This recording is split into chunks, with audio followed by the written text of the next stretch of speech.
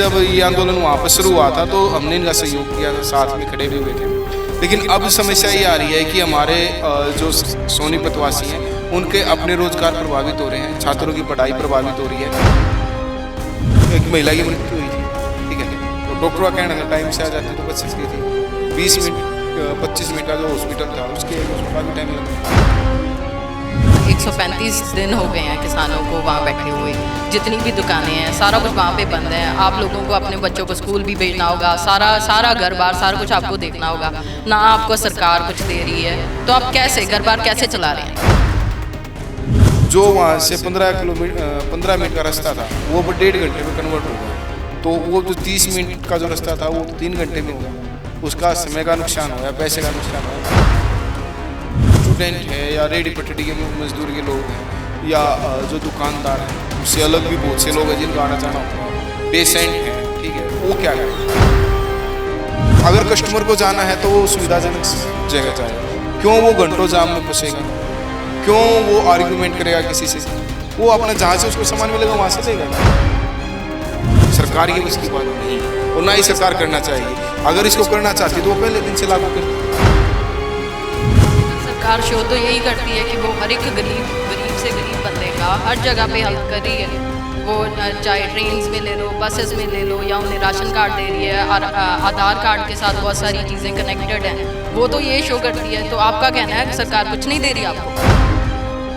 और वहाँ जो किसान बैठे तो वो भी अपनी मजबूरी से हैं। जाने को तो वो भी अपना घर बार सारा कुछ छोड़ के वहाँ बैठे हुए हैं। उनकी मजबूरी, अगर उनकी सुनवाई हो, जो लॉज उन्होंने पास किए हैं अगर वो वापस ले लिए जाएँ तो वो भी अपने घर जाएं और आप भी सुखी और वो भी सुखी। ਸਕਾਈ ਨਿਊਜ਼ ਪੰਜਾਬ ਤੋਂ ਮੈਂ ਹਾਂ ਸੀਰਤ ਸੰਧੂ। ਅੱਜ ਸੋਨੀਪਤ ਤੋਂ ਸਮਾਜਿਕ ਸੰਸਥਾ ਦੇ ਆਏ ਇੱਕ ਮੈਂਬਰ ਨਾਲ ਕਿਸਾਨਾਂ ਬਾਰੇ ਗੱਲ ਕਰਦੇ ਹਾਂ। ਆਓ ਉਹਨਾਂ ਤੋਂ ਪੁੱਛੀਏ ਕਿ ਉਹਨਾਂ ਦਾ ਕੀ ਕਹਿਣਾ ਹੈ।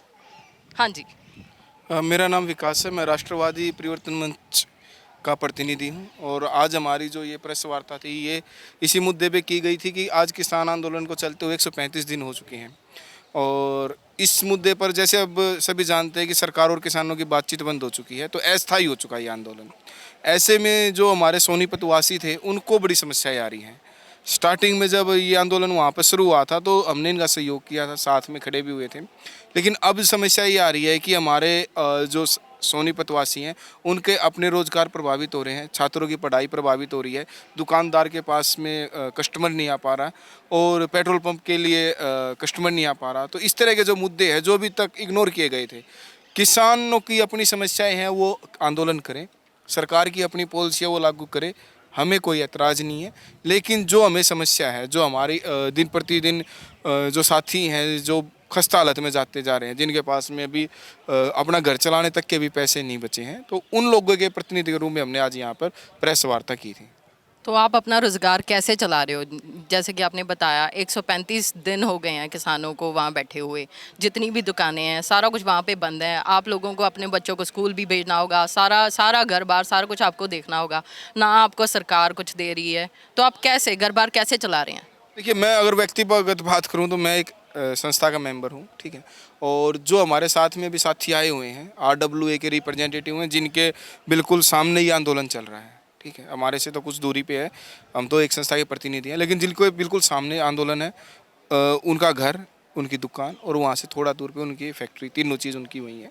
तो उनका ये कहना है कि हम लोगों का शाम को इवनिंग वॉक अब शुरू हुआ है, साथ में जो अफरा तफरी रोड पे होती थी वो अब कुछ कम हुई है पहले से। दुकान का उनका कोई कस्टमर इतना आसानी से आ नहीं पा रहा। देखिए, अगर कस्टमर को जाना है तो वो सुविधाजनक जगह जाएगा। क्यों वो घंटों जाम में फंसेगा? क्यों वो आर्ग्यूमेंट करेगा किसी से? वो अपना जहाँ से उसको सामान मिलेगा वहाँ से लेगा।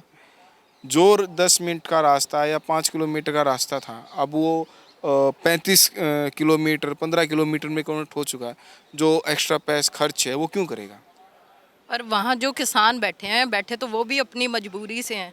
जाने को तो वो भी अपना घर बार सारा कुछ छोड़ के वहाँ बैठे हुए हैं। उनकी मजबूरी है, अगर उनकी सुनवाई हो, जो लॉज उन्होंने पास किए हैं अगर वो वापस ले लिए जाएं तो वो भी अपने घर जाएं और आप भी सुखी और वो भी सुखी।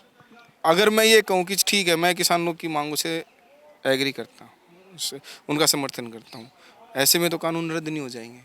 कानून रद्द करना, लागू करवाना सरकार का काम है। किसान अपनी समस्याओं को अच्छे से उठा रहे हैं। इस दोनों के बीच में हमें कोई समस्या नहीं है। हमारी समस्या ये है कि सिंघू बॉर्डर बंद हो चुका है, लोग इधर से उधर आ जा नहीं पा रहे हैं। जैसे गाजीपुर बॉर्डर वन वे हुआ है, वहाँ पर काम से शुरू हो गया, तो वैसे यहाँ पर भी हो सकता है। तो ये किसान नेता या सरकार आपस में बात करें, ठीक है। आंदोलन से हमें कोई समस्या नहीं है, सबका अधिकार है, वो भी उठा रहे हैं, हर कोई उठाएगा। शाहीन बाग में भी चला था, यहाँ भी चल रहा है, तो आंदोलन से कोई समस्या नहीं है। परंतु जो समस्या है वो ये है कि वहाँ से आना जाना बहुत बड़ी समस्या बन चुका है। ईंधन लगता है, 15 से 20 हज़ार मैक्सिमम लोग वहाँ कमा रहे हैं, तो उनके लिए तो एक संकट हो गया, रोजगार का संकट हो गया। नौकरी छोड़ दे तो दोबारा मिलेगी नहीं, ठीक है।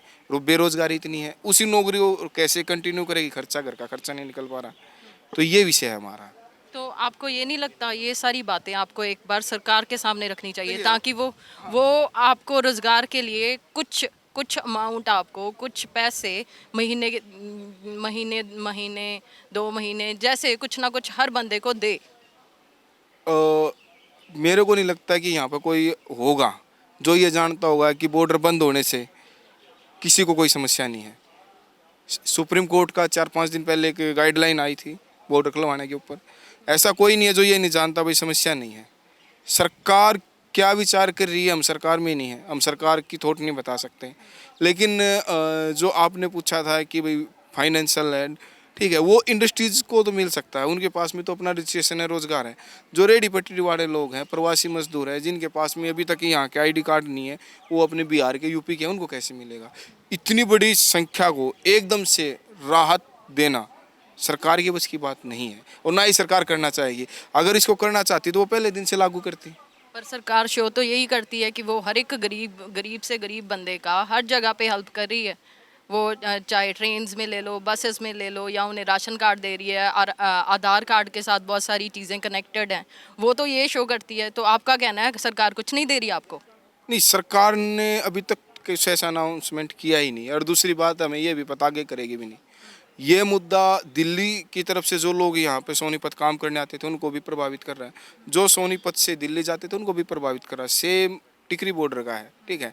अब उनका डाटा कलेक्शन करना, जब हम 1.5 महीने से जो हमारे टीमें लगी हुई थी उनके लिए भी पॉसिबल नहीं है, ठीक है। जो लोग यहाँ से जा चुके हैं, आप उनको किस कैटेगरी में डालोगे, या जो जाने वाले हैं? अभी नाइट कर्फ्यू वगैरह लागू हो गया है, ठीक है। तो नाइट कर्फ्यू के बाद में अभी अंदेशा की लॉकडाउन भी लगेगा, तो लोग जाना शुरू हो गए हैं। तो सोनीपत के लिए तो पूरा ये करीब 1.5 साल का लॉकडाउन हो गया। नवंबर के आखिर में किसान लोग वहाँ पहुँचे थे, तो उनका क्या है कि अभी ये बॉर्डर बंद हो गया। बॉर्डर के बाद में कुछ समय तक तो रोड बिल्कुल ब्लॉकेज रहा। इंडस्ट्रियल की जो एसोसिएशन है उन्होंने लिंक रोड खुलवाए बातचीत करके, लेकिन उनसे भी काम नहीं चलता। 1 लाख लोग, एक अनुमान है अखबार का, ठीक है, उससे रोज़ाना अप डाउन करते थे। क्या 1 लाख लोग गांव के रोड से अप डाउन कर पाएंगे? क्या वो रोड इतने अच्छे मेंटेन है कि वहाँ से रूटीन में अप डाउन हो सके? और दूसरी बात, जो स्टूडेंट हैं या जिनकी रिश्तेदारी, आप कह सको कि रिश्तेदारी में आना जाना है, जो स्टूडेंट है उसकी पहले फाइनेंशियल प्रॉब्लम होती है। दूसरा, जो वहाँ से 15 मिनट का रास्ता था वो अब 1.5 घंटे में कन्वर्ट हो गया। तो वो जो 30 मिनट का जो रास्ता था वो तो 3 घंटे में हो गया। उसका समय का नुकसान हुआ है, पैसे का नुकसान हुआ है, अपना रिस्क भी आने जाने में। अगर आप पब्लिक ट्रांसपोर्ट तो वहाँ पर है नहीं, और जो है वो काफ़ी दूर से घूम के है, और स्टूडेंट को जाना नज़दीक है, तो उसका कोई फ़ायदा उसको लग नहीं रहा। तो ऐसे में जो स्टूडेंट है या रेडी पटरी के मजदूर के लोग हैं, या जो दुकानदार हैं, उससे अलग भी बहुत से लोग हैं जिनको आना जाना होता है, पेशेंट हैं, ठीक है, वो क्या करेंगे? जैसे कि आप लॉकडाउन की बात कर रहे हैं, ये केसेस असल में बढ़ रहे हैं आपको लग रहा है, या वैसे ही? ये हमारी पॉलिसी का मुद्दा था। नहीं, आपको लगता है कि जैसे इतने किसान बैठे हैं उन्हें उठाने के लिए ये कोई ट्रिक है सरकार की कि हाँ? ये जब कोरोना किसान यहाँ पहुँचे थे नवंबर में, उसके तुरंत बाद कुछ हरियाणा सरकार ने लॉकडाउन के ऊपर गाइडलाइन जारी की थी, उनका प्रभाव नहीं हुआ था। तो ये नहीं हम नहीं कह सकते कि उठाने के लिए, क्योंकि महाराष्ट्र की अपनी अलग स्थिति है, मध्य प्रदेश की अलग है, और बंगाल में इलेक्शन है तो वहाँ की अलग है। जहाँ इलेक्शन है वहाँ अलग है, जहाँ नहीं है वहाँ अलग है। तो ये हमारे उसके जानकारी से बाहर का मुद्दा है।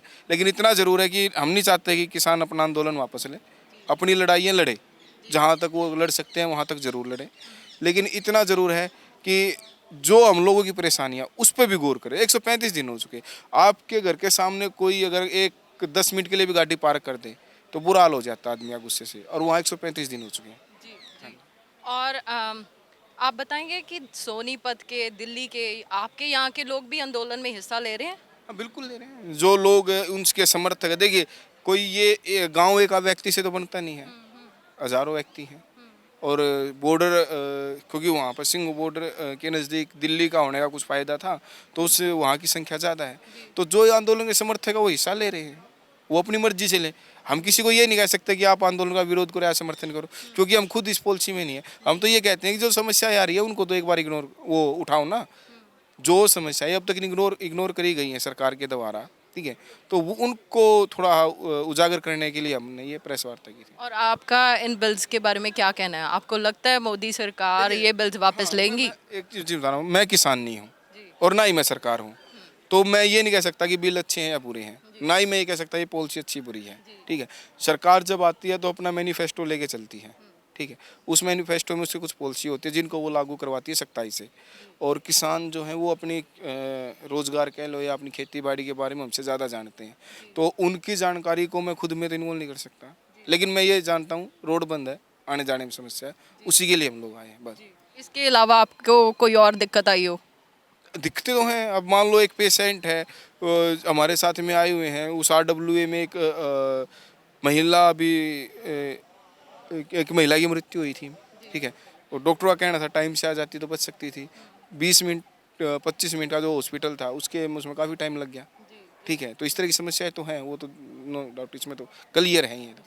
पर जितना हमें पता है, किसान, जितने भी किसान वहाँ बैठे हैं, एम्बुलेंस को या जो भी कोई औरत जाना चाहती है, किसी को रोक नहीं रहे। वो उनके हाथ की बात नहीं है। देखो वो क्या कर सकते हैं, वो अपने यहाँ से निकलने दे सकते हैं, लेकिन आगे जो जाम लगा हुआ है, गांव के लिंक रोड बिल्कुल छोटे उसके होते हैं, ठीक है, वो हाईवे की तरह 4 लेन 3 लेन 6 लेन नहीं होते, ठीक है। वहाँ पर जो जाम लगा उसमें तो किसान कुछ नहीं कर सकता, गांव से निकल के जाना ना।